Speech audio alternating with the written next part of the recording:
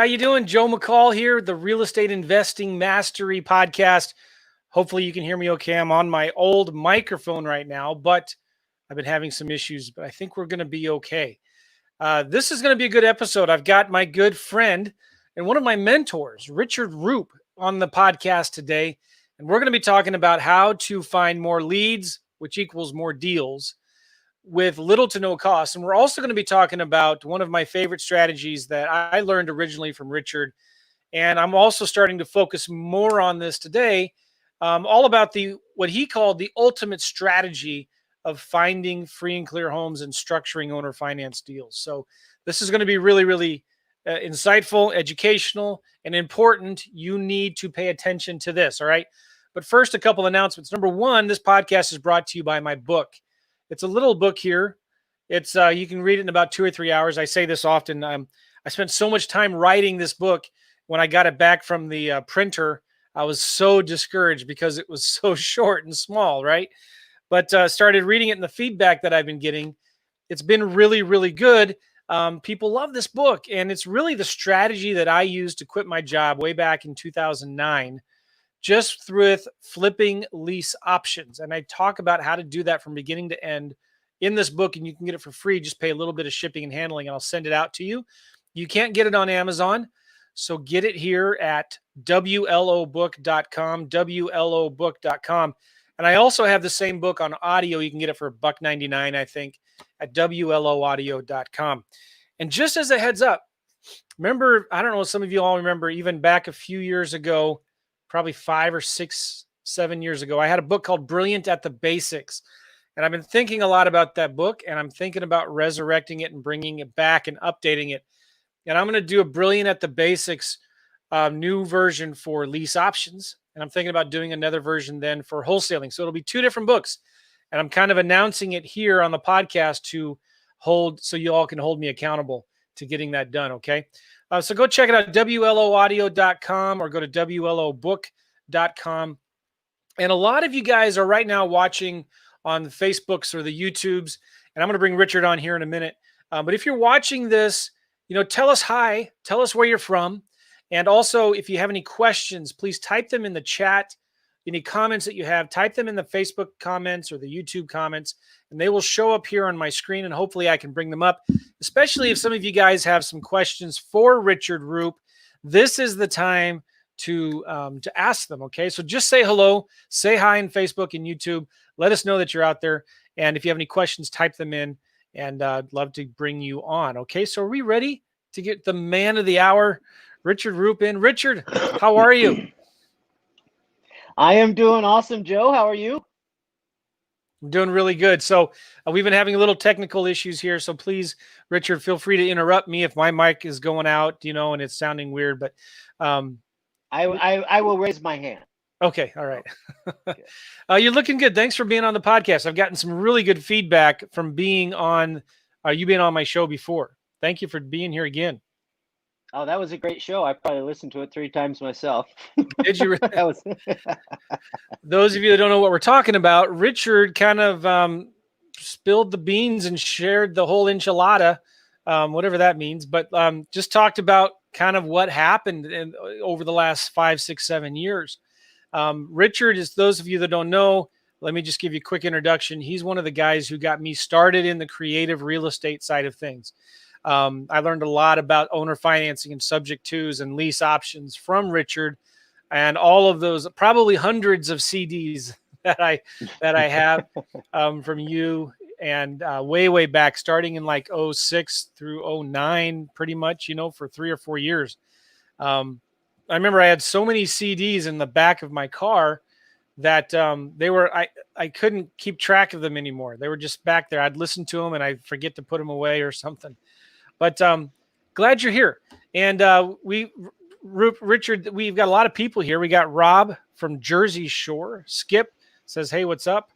We got Jai. What's going on? Phil from Villanova.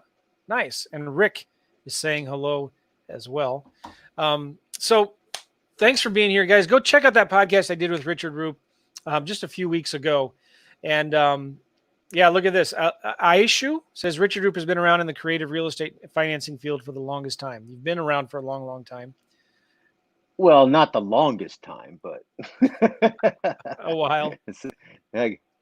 Yeah, I got started in the real estate space in 1996. Okay, cool. Yes.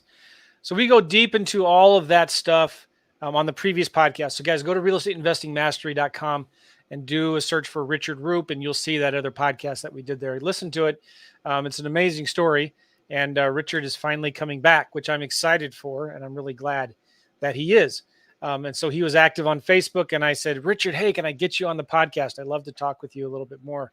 And so he's agreed to do that. So Richard, on today's podcast, I want to ask you some questions because you're one of the best experts in the field on this, on creative ways to get more leads, to get more deals using little to no money. Talk about what are some of your favorite ways to get more leads and to close more deals? Well, to get more leads and to close more deals, my favorite ways would be to be a big fish in a small pond. So with every type of marketing campaign, whether it's online, offline,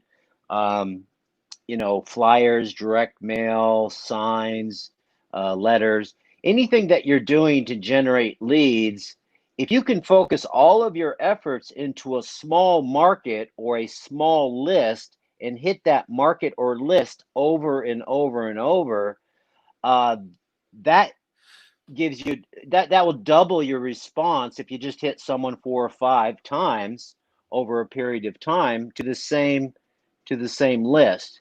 I remember you saying that over and over again so many times. Big fish, small pond, hitting them over and over again. Why is that consistency so important? Most people just do their first piece of marketing and then just like forget it. Why is it so important to keep on doing it? Because it helps build credibility.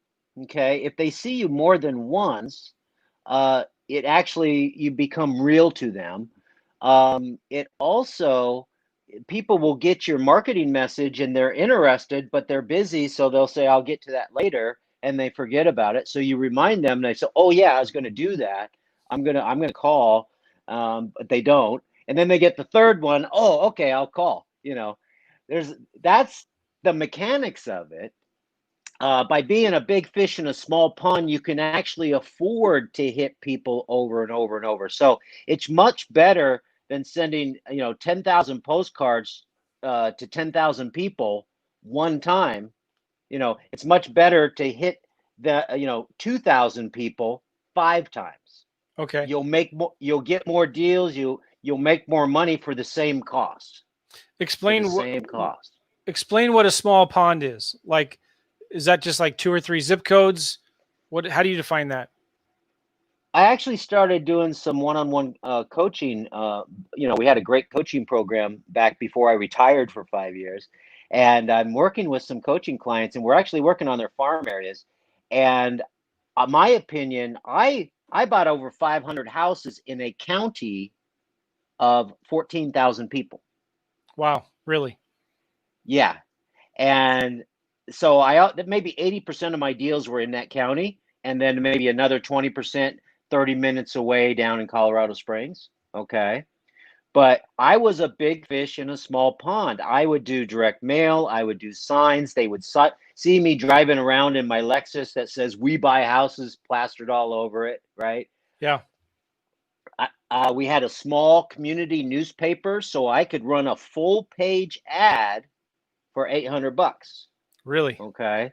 And I would have my entire advertorial for $800. I'd do that about 4 times a year. It was a monthly free shopper magazine, but because it had a small circulation, it was cheap, but it hit my farm area. Okay. Then I could also do put that on a flyer and do a flyer insert as well, which I like freestanding flyer inserts. I also put the PostIt notes. We talked about the PostIt notes last time. Yeah. I'd have the PostIt notes applied to the front of the newspapers. How often would you do that? That's a couple times a year, because I would I'd run my advertorial. I might do a flyer insert. I'd do PostIt notes. I like the PostIt note one. But I also had, it depends on how many deals you need, Joe, because once you're doing a lot of good business and you're doing a lot of business, I like to you want to ask for referrals. You want to ask the people that you're doing business with and the people you don't do business with for referrals, right? So you would, and then you can create those naturally, organic referrals, right? Because you take care of people. Another great way to get leads is networking. So I joined the Chamber of Commerce. I joined the Teller County Economic Development Council. So I would network with the local people, the local business people, and they own houses and they know people that have houses, and so networking, again, if you're networking in a small community, you can make a big impact. If you're in a metro area with, a million people, you don't make the same type of connections. So in that case, if you're in a larger farm area and you're networking at a large event, then you really have to identify the people that you really want to build relationships with. Okay. So I think it's better to target the smallest viable market versus to try and spread yourself out too thin. So if you're in a bigger area, what's the population in your county, Joe? I was just looking at while you were talking, St. Louis metro area is about 2.8 million. Kansas City is about 2.1, Indianapolis is 2. So what do you tell people that are in like a $2 to $3 million, 2 or 3 million population? I would pick an area of 100,000 people. Okay. Okay. And it preferably 550,000. Okay. But you might have to go to 200,000. So right now, based on what I'm learning, the smaller the better. But if you start with 50,000 and then just target that 50,000. If you're not getting enough deals, then you can grow geographically. So if you're in a rural area, that might be growing, 30 or an hour away. I mean, how many homes are around right where you live, Joe, within 10 minutes? Yeah. So you can just dominate around your office or around your where you live, and you can also go where the fish are. So maybe the more motivated sellers are on the other side of town, and you specialize on going over there. What kind of homes would you like to target? And like, is there a certain price range, certain type of home? Would you stay away from the really cheap ones, stay away from the really expensive ones? Where do you target? Uh-oh. Looks like we lost Richard, and I think I'm still on here. So I will I'll just let you guys know what I think while Richard gets back on, but let me text him again here. For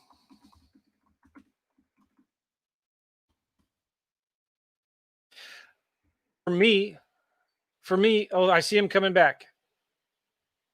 There he is. Hold on, let me get him in here. There he is. Okay. Sorry about that. I don't know what happened. All right. Yeah. Yeah, I got kicked off and it started getting garbled. Okay. So we were talking about if you're in a big area and you've picked your farm area, what type of home are you trying to target? It's a certain price range, small, medium, large, expensive, cheap.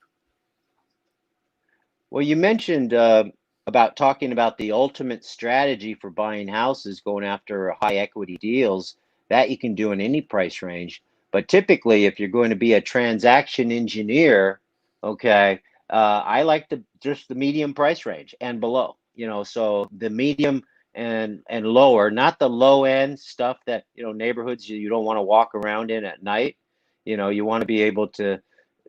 I think where people, decent people want to live, but that medium price range where there's a lot of buyers and there's a lot of sellers. So does that make sense? Oh yeah. So in the St. Louis metro area, according to Zillow, the median price range is about $180,000. So, I'm getting garbled again. I'm going to turn this mic off and let's see what happens here. Hold on one second. All right. So I've gotten rid of that mic. We'll see what we have. Garbled. All right. Um, let me. I just switched microphones, so let's see how this microphone works. Can you hear me okay, Richard? You're still garbled. I can hear you. Okay, so people are telling me in the comments that I'm good. Am I sounding all right now? Yeah. Oh, so are the people saying you sound okay? Yeah, people are telling me that I sound fine. Okay, go. You sound good right now. Go ahead. So yeah, you say the median price range is about 180,000 where you live? Yes. Yeah. That I think. So I actually have formulas for this, but I would say, 250, 100,000 to 250, something like that. Yeah. I That's mean, what. can you get a decent place for 120,000? Oh yeah. Yeah, you certainly can. And Yeah. those are the bread and butters that I like. I like to target the homes that are priced in that, because that's where the most buyers are, right? Right. Bread and butter is a good way to describe it. Bread and Okay. butter. So let's talk about some of the marketing that. Oh, I lost Richard again. Why? What's going on? All right. So my apologies, y'all. I think he's on his phone.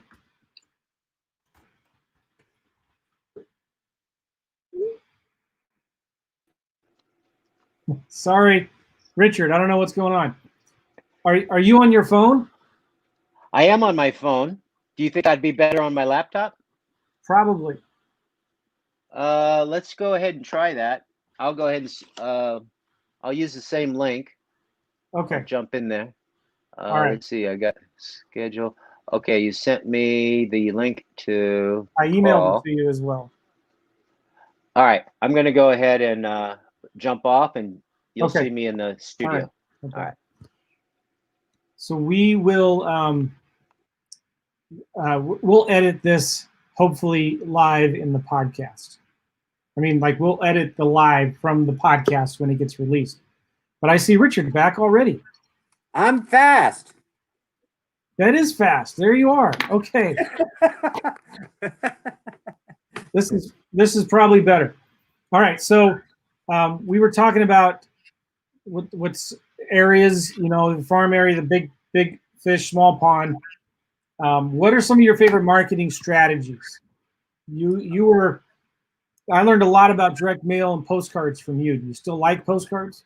Postcards are my #1 strategy. Good. All right. You remember getting my newsletter, right? Richard Roop's marketing and success e-letter. It was I would. No. So for many years, from like 2000 to 2015, I published a free newsletter. It's called Marketing and Success e-letter, and I'm starting that up next week. So good. Go to richardroop.com. Go ahead and get on that list. I'm happy, so I release a lot of cool stuff. And so, for example, this is a good question, like, what are the best lists? Well, I've already written a great article on, 15 different markets to target. And so I'll go in there and I'll make sure that that's up to date or whatever. And then I'll go ahead and, either point it to where it's already at, or go ahead and republish it. So I'm going to start releasing a lot of thousands and thousands of dollars worth of stuff that will help you do more deals, just to my e-letter subscribers, just to build that relationship. And of course, I'll keep people up to date on, interviews that I do, like with you and others, and, events that I have planned coming up. So the lists, I like direct mail. I like my Magic Bullet postcard. I call it the Magic Bullet postcard because it works on any list. And so right now, I want to get some feedback on what are the best lists today. But I do know absentee owners, non-owner occupied properties are one of the best lists, have always been one of the best lists. And the postcard is just general, it's just real good copy, but it just says, we want to buy your house, and if you're interested, give us a call. Yeah. And by the way, you can send 3 postcards for the cost of 1 letter. Yep. So you're getting that multiple hit. And I put what people will write in a letter, Joe, I can get on a postcard. Yeah. A postcard. Can you talk a little bit about what is in the Magic Bullet postcard? What makes it unique? It looks personal. So all of your advertising should either look like an article or advertorial. So, for example, that Post-it note we talked about last time, a little yellow sticky note on someone's door, I wanted to look like a delivery note. Okay, if you run an ad in the newspaper, it should look like an article or a public service announcement. Okay. Same if you're running ads online, or if you're doing, all of your marketing, you want to grab their attention. You don't want to look like an advertisement. That's the bottom line. You want to look like valuable content, or you want it to look personal. So what's good about the Magic Bullet postcard is it's personal looking and it's personalized. And Joe, I got some really cool personalization that it's actually for video marketing that I'm putting together for real estate investors. Really? I did my research yesterday. I had the idea. I did my research. So in the next couple of weeks, I will share that for free in my newsletter. Okay? All right. So anything that you can do to personalize your marketing will get more attention. And I like it because it's cheap, it's low cost, and if you get a good list, it's very cost effective. It's not something you would just mail to everybody in the neighborhood at first class rate. But if you want to do that, for half the cost, you can do it every door direct mail. So, cut the postage in half. So you got to, this is a good point, Joe. What's better?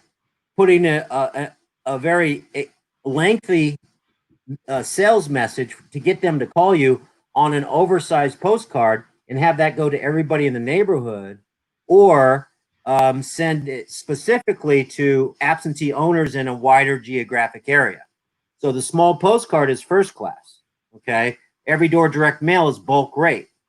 So the postage is less. Okay. Now, the way to compare those two campaigns is if I spent $1,000 on that campaign and I spent $1,000 on that campaign, it'll be this different number of postcards, right? It's what you spend and the return on investment. And if you're running Facebook ads to get leads, then you spend $1,000 on that and you compare that to the $1,000 in direct mail, or $1,000 in Post-it notes, okay, or $1,000 in signs. Some of the best things are really inexpensive, but you can't do them too often. Like that advertorial, in that, it cost me $800 to run that ad. Every time I spent $800 to run that ad, I would make about $70,000. Okay. The good thing about this business, Joe, is it's almost even with crappy marketing, you can still make a lot of money. Oh yeah. But if you're spending that money and you have a better design, or you have a better copy, okay, a better message, or maybe just a better list, you can do 5 times, 10 times more business for the same marketing dollars. That's why marketing is my bag, is because it's a high leverage point for any business. Your is your Magic Bullet, the postcard, the one that said free special report reveals how to sell your house as is at a fair price on the date of your choice? That sounds more like the oversized postcard. The Magic postcard is the small one that is in a typewriter font. Okay. I used an old typewriter font, so it looks like someone typed it out.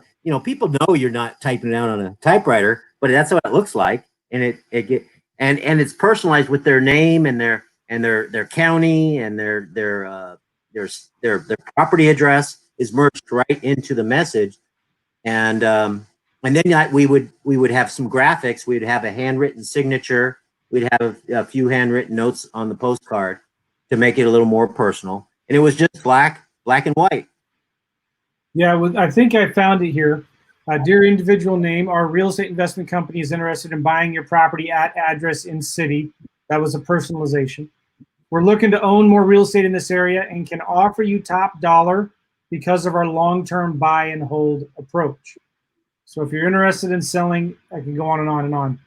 But it's just that particular postcard is designed for the ultimate strategy. Yeah. Okay, because with the ultimate strategy, we have a long-term buy and hold approach. So if you wanted to give the seller proper expectations, you could say, because of our long-term buy and hold approach and our network of other investors or whatever, you know, because if you're flipping, you have a network of other investors. Yeah. So those are so I might create, you know, acquisition model specific postcards, but I've never had to do that. But I'm starting to see all the money people are spending hiring other people to generate leads, and they're just getting ripped off. They're spending way too much money to actually not get hardly anything, and they're just really getting ripped off. And it's like, why don't they just fix it? Why don't they, you know, like I have one of my coaching clients was paying for some done for you postcards, and the postcards were crap. So you could fix it all up for the same cost. No extra cost to have a good postcard versus a crappy postcard. What makes a crappy postcard? 3 or 4 different fonts, making it look like an advertisement. Making it look like you didn't send it to one person. Okay. Making it look like an advertisement. Like flyers, door to door should not look like an advertisement. Ads should not look like advertisements. Yeah. You know, display ads in the paper, ads online, they should look, they should be look more like, you know, content, which I call editorial, you know, or advertorial, or it should look like, you know, an announcement, you know, like for example, I haven't done this, but this is what I would do. If I was going to create some ads that I wanted to match with someone online, maybe their phone or their computer, I would make it look like a message from their computer to grab their attention. Yeah. Don't do it in such a way that, you know, pisses them off. Yeah.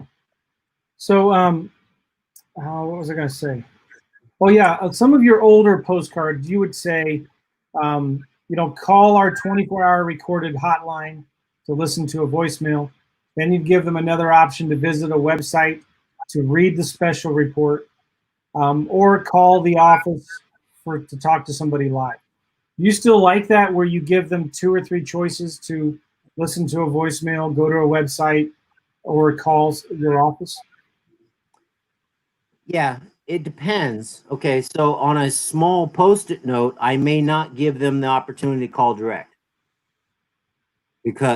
But if you're not doing enough deals, then go ahead and give them that opportunity. Okay, I want them to sift and sort themselves out before I talk to them.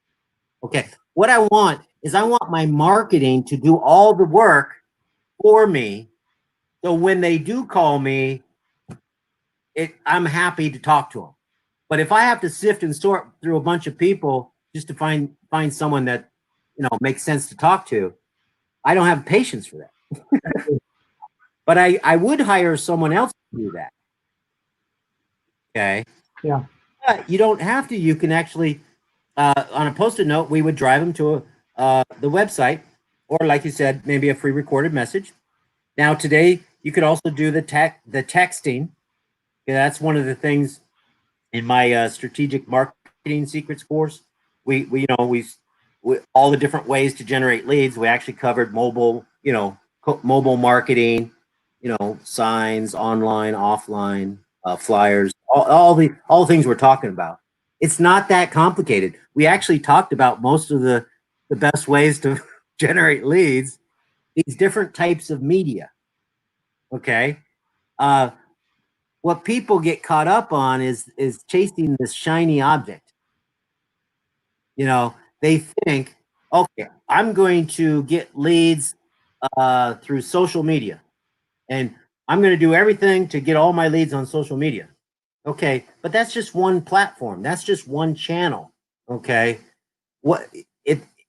and of course, social media is really about building relationships and providing value and pulling them off of social media so you can market to them. I don't think you should be trying to sell a lot of people stuff on social media.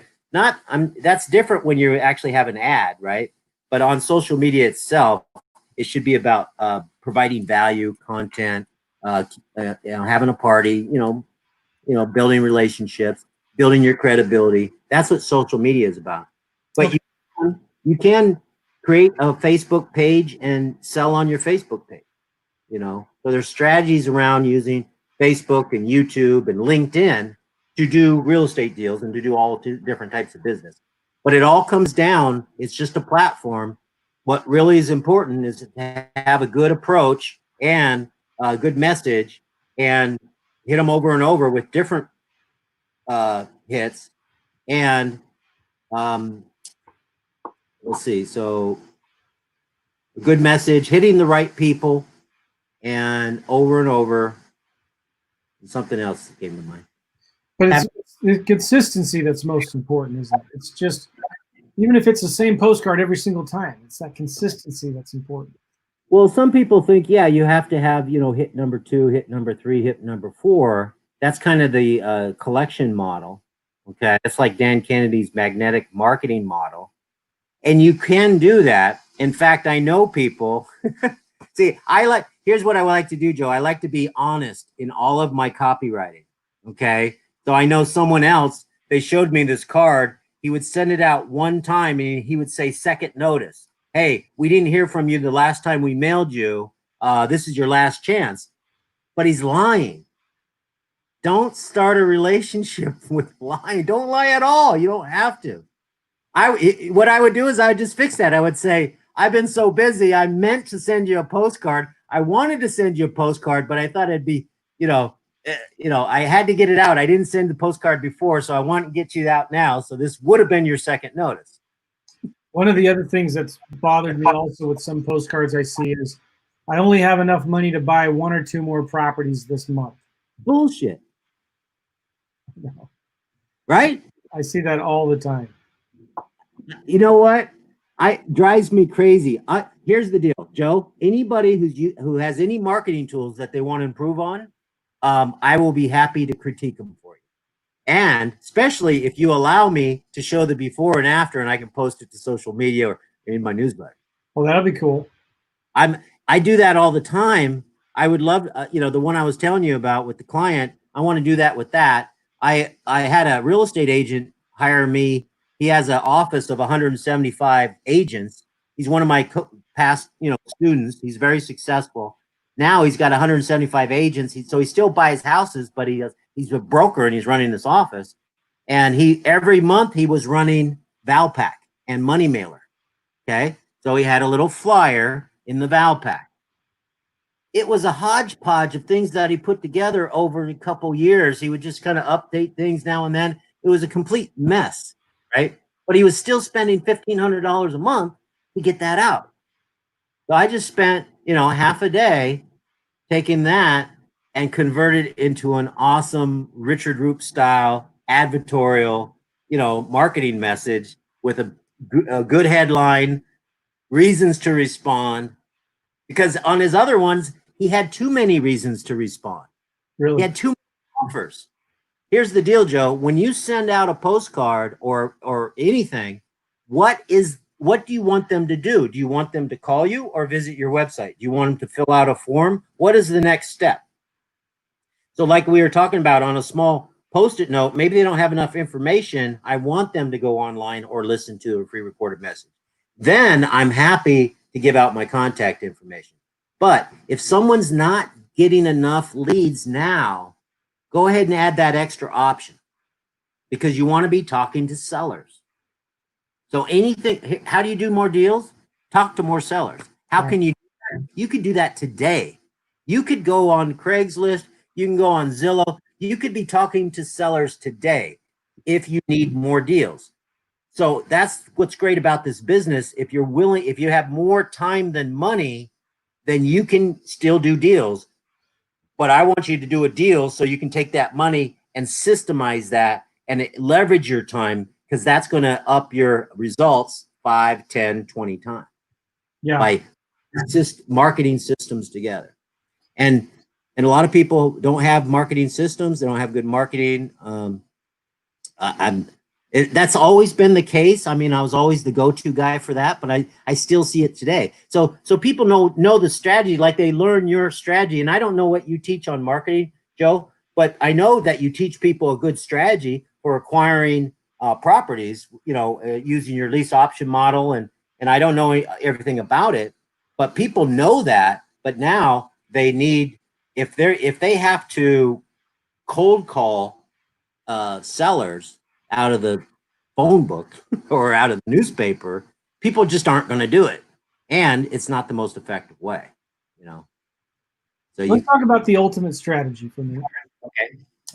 This is a strategy. Well, why don't you explain what it is? You can explain it better than I can.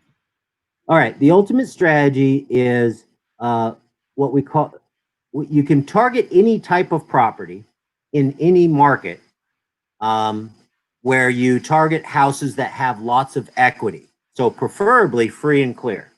So if we go get a mailing list, we're going to get a mailing list of people that, don't owe more than 40 cents on the dollar, so they have 60% equity or more. So they don't owe more than 40,000 of what the house is worth. So, and the reason why we did that, because the list broker I use, you could only go from 0 to 40. Then you can go from 40 to 50, because a lot of the lists, it was people that were looking for people, with no equity. Okay, I wanted equity.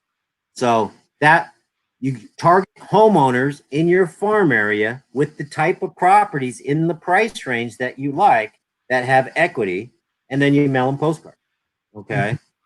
And then what you do is you have the ability, what you do is you do creative financing, owner financing. So if they have a lot of equity, there's equity that we can pull out of the deal with like private lenders to fund the deal.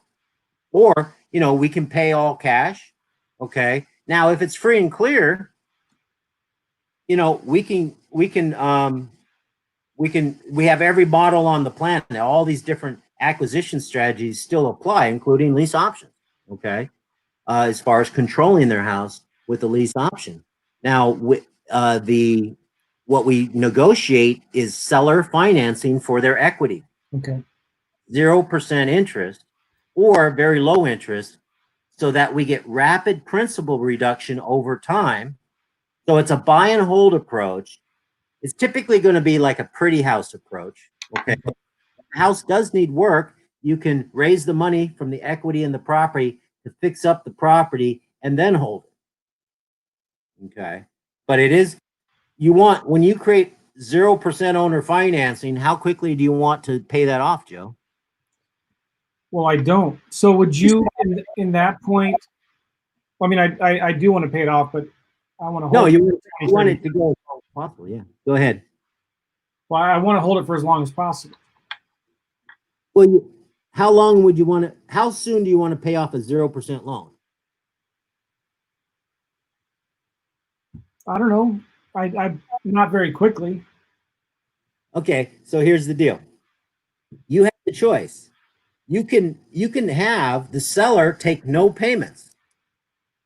So you get all of the cash flow from the property. Guess what? You're going to spend all that. And then when you go sell the house, you're not going to get much of a back end. Okay? Right.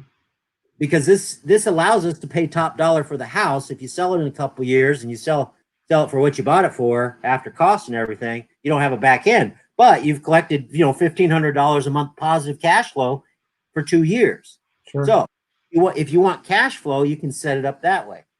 If you want to give half of the money to the seller and the other half of the net cash flow and keep it yourself, now you have a house that's giving you $200, $300, $400 a month positive cash flow.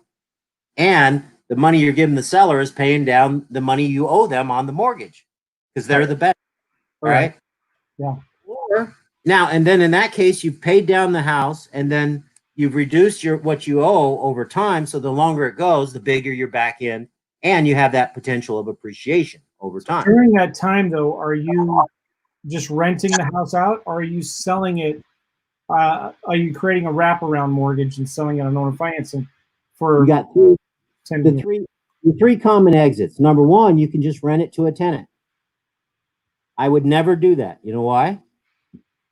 Probably because they would not take care of it. Because I hate tenants. Yeah. Okay. All right. So typically I'm going to sell it to someone on wraparound financing. Okay. You use an attorney, you do an all-inclusive deed of trust or wraparound mortgage. Okay. And you're charging your buyer, 5% or 6% or 4%, whatever you're charging, you're paying 1 or 2 or 0% to the seller. Okay. So you're wrapping it. So basically you've sold it and you're just now in the middle. Okay. And So how that's- long would your balloon be with that end buyer? I'm not in any hurry to pay off that underlying financing, right? So, but I want to be in control. So I would ask them, how long would it be before you can get me, cash me out? Maybe I don't even want to encourage it. In fact, if I don't want them cashing me out, I'll put someone who's most unlikely or needs the most time to get back on their feet. Okay. Now you mentioned this on our last call, substitution of collateral. So that's one of the tools that we use to ensure that we can actually sell the house. We don't have to pay off the seller. We just have to have a place to move the seller's equity onto another property with the same amount of equity. Okay. So you can rent it, you can put a tenant buyer in there, or you can sell it on a wrap.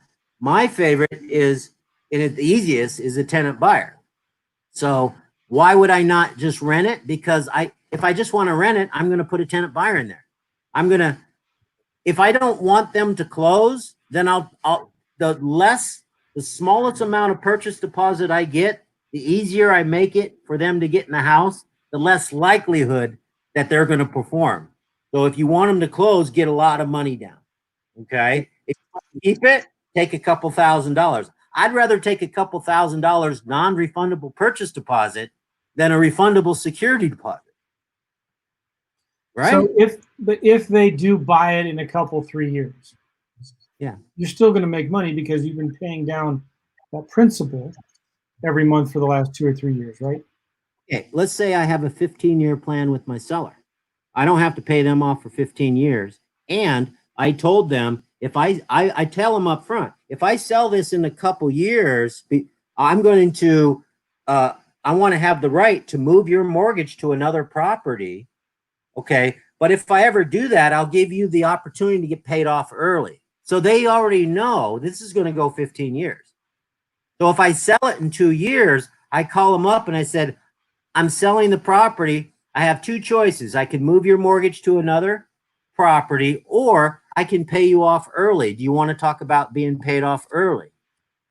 And so how can I make money paying off early? I might make money without discounting it, but I'm going to discount it because I'm going to make more money if it goes 15 years. And that's how much money, that was my target profit. I'm going to get that money either by discounting the note because it works out for the seller, or move their mortgage and have it go 15 years. So explain how you would move the mortgage. What is that? How does that work? What does that mean? Okay, so what you got to do is you got to get an attorney involved. Okay, and I'm not giving any legal advice or anything like that. But what you want to do is when you first set up with the ultimate strategy, we have all this in the course, we have all this laid out. So, you need to know all this stuff. But basically, they know that I have the right as the borrower to substitute other collateral of equal or greater value. Okay. And so in order to do that, I'm going to give you what I know, but you really need to get some advice on this. I just have an attorney do it for you. Okay. Is what you do is you give them a new note on the other property. Okay. And you secure it with the equity, and then you cancel the original note. So if you're borrowing at 80% loan to value, if that's where you're at now with that seller, and you can go then buy another property at 80% loan to value or better with that seller's money. Okay, so in the ultimate strategy, a lot of times we're bringing in if it's free and clear, let's say it's $100,000 house, we might bring in $20,000, because one of our offers will be no money down, one offers will be 20,000 down, one offer will be 10,000 down. Okay. So let's say they take 10,000 down because actually it's a higher price than getting 20,000 down or all cash, right? So we bring in a first mortgage of 20, we give 10 to the seller, and then the other 10 is to get the house occupied and to put some money in our pocket to operate, okay? Or whatever you need the money, all the money you need on the deal, you would pull out of that first mortgage. The seller is getting a second, okay? So let's say I bought it for $100,000. It's a $100,000 house. I have a first mortgage where I'm paying 8% to a private investor, okay? And then I have an $80,000, well, I gave him 10, so I have a $70,000 second mortgage, right? So I owe 90. Oh, I owe 20 plus 70. Yeah, that's 90. No, I only gave them 10, so I owe them 90. Yeah. So now I owe 20 on the first and I owe them 90 on a second. Okay. So I've actually over leveraged the property, right? You would never do that unless you had the ability to move that mortgage and unless the seller knew you were doing that. Okay. Because I'm paying down the principal over time, that's going to go into an equity position. Okay. So if maybe in a couple years I paid it down, I owe 110, maybe I've only paid it down to 100 and now I'm selling it for 100, right? Well, my agreement is to move their mortgage to a property with equal or greater equity. Yeah. How much equity did they have?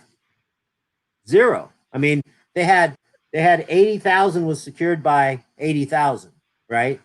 So I just got to put it on another property that has 80,000 in equity. So does that make sense? Yeah, I think so. Look who just chimed in. Who came in? You see that comment there?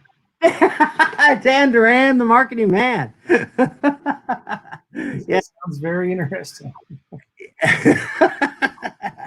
Yeah, I talked to him about a month ago. I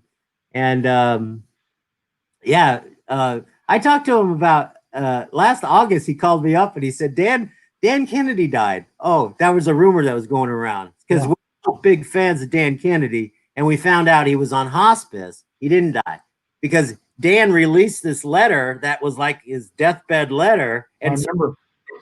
You read it and it sounds like he's gone, but then quickly we found out, no, he wasn't gone, and he recovered and he's back to doing events. So that's great. So I had that going on with Dan, but yeah, I got a chance to catch up with Dan Duran just recently. Well, good. Dan's a good guy. I like Dan. He's great. All right. So if people want to get a hold of you, Richard, there's a whole lot more that we could talk about, but we got to wrap this up. You have a newsletter, richardroop.com. People can go there and sign up for this newsletter, right? Yeah, I'm going to publish it about a week every week. I'm not going to spam you or anything. It's always going to be great content. Yeah, richard.com. And you're also getting ready to re-release some of your courses. Is that right? I'm uploading them right now onto some online course platform. Oh, beautiful. And I'm going to give a lot of it away for free. Oh, amazing. So I haven't figured out quite how to do that. I've always been guilty of giving away too much for free. But if I have something, I don't have anything to sell right now, unless I just sell my old stuff, right? So if I get new stuff, then maybe I'll give the old stuff, update it as a bonus, So I'll figure it out. Well, I just signed up for your free e-letter, and there's a free guide here, a quick start guide to 5 times 5 real estate profits. Right. On my website, there is a link at the top that says 5x5 free guide. Download that because there's 42 pages of great content. 86 on how to become a transaction engineer. Yeah. That course, the 5x5 course, I am going to release that. I just went through it. It's great stuff. I don't have to change anything. And I'm just going to add some stuff to it, but it's great. So that is a phenomenal course on how to make money without buying houses. Yeah, I'm looking at it right here. How to make money on non-deals. How many non-deals do you get? Well, all the ones you didn't get a deal on are non-deals. So I show you how to make money on the non-deal. Yeah. At the same time, you're learning how to do the deal. Very nice. Very good. I just signed up for your newsletter. I encourage all of you guys to sign up as well. Go to richardroop.com. Richard's always a pleasure to talk to you.